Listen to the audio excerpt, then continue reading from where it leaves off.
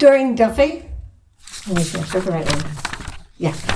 Doreen Duffy is from Dublin. Doreen's son says she's like a spider, a foot in every aspect of life, mostly his. He says it's weird. She knows everything, like she's psychic. I think that's all mummies. She knows she's just very inquisitive. It's not her fault. She's compelled to find stories wherever they are or wherever they're not. The story she has found for us tonight is called Never Know How Much I Love You. I always want to sing that title. A huge welcome to Doreen.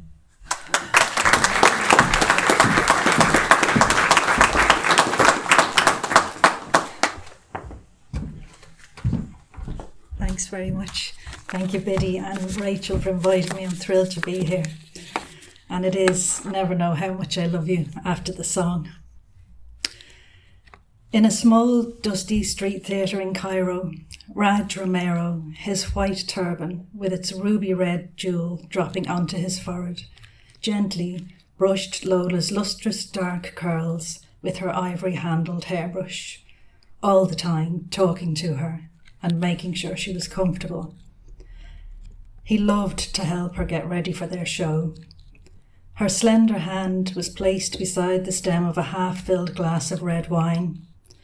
The light bulbs surrounding the mirror illuminated Lola's heavily made-up face, while she tilted her head as she listened closely to his every word.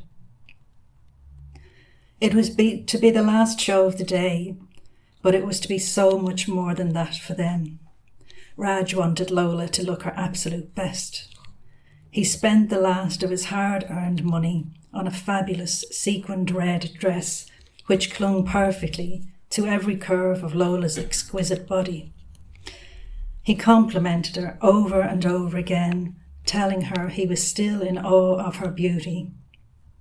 He knew she felt a little too old for him, but as he constantly reminded her, he had never known such happiness until he found her. Raj smiled at Lola. "You are so beautiful. Come over here." He brought her to the full-length mirror, showing her how truly fabulous she looked. As he looked at her smiling up at him, he thought of the first time he'd seen her. He'd been working in the theatre in Cairo for years. On one of his nights off, he saw Lola. He knew immediately Lola was everything he had ever dreamt of.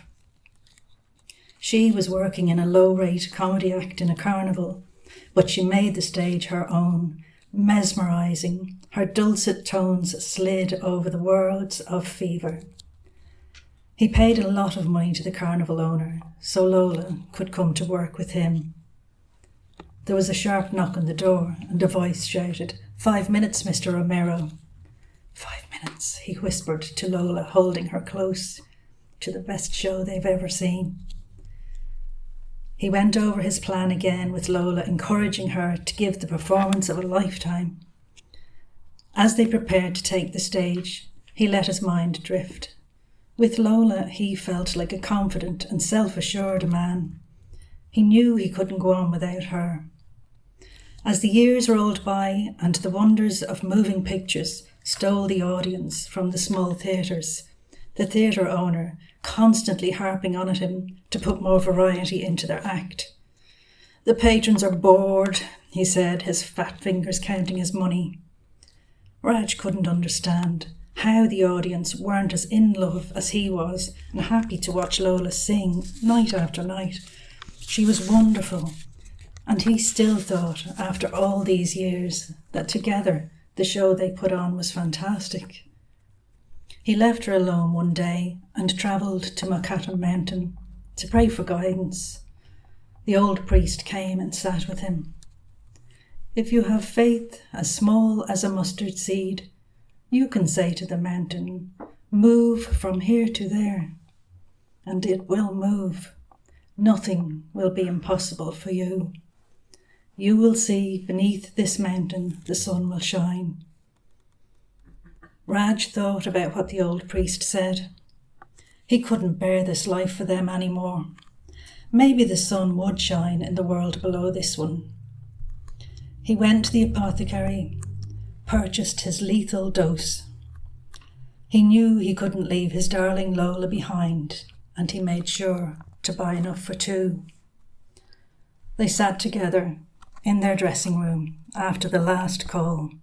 Fever was playing in the background, and he held her cold, hard, painted wooden hand until ventriloquist and dummy slipped into unconsciousness.